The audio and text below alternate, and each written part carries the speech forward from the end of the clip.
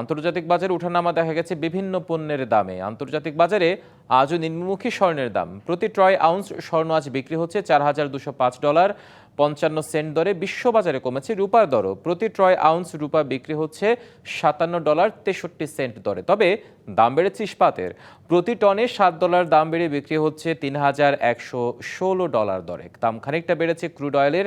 আন্তর্জাতিক বাজারে প্রতি ব্যারেল ক্রুড অয়েল বিক্রি হচ্ছে $58.72 দরে, আর প্রতি টন কয়লা বিক্রি হচ্ছে আজ $108.80। আন্তর্জাতিক বাজারে দাম বেড়েছে চালের।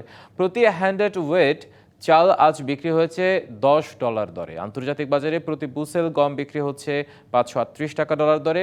প্রতি বুসেল ভুট্টা বিক্রি হচ্ছে $437 করে। প্রতি টন পাম অয়েল দাম বেড়ে বিক্রি হচ্ছে $4,160, আর প্রতি পাউন্ড চিনির দাম কমে বিক্রি হচ্ছে $14.97 দরে।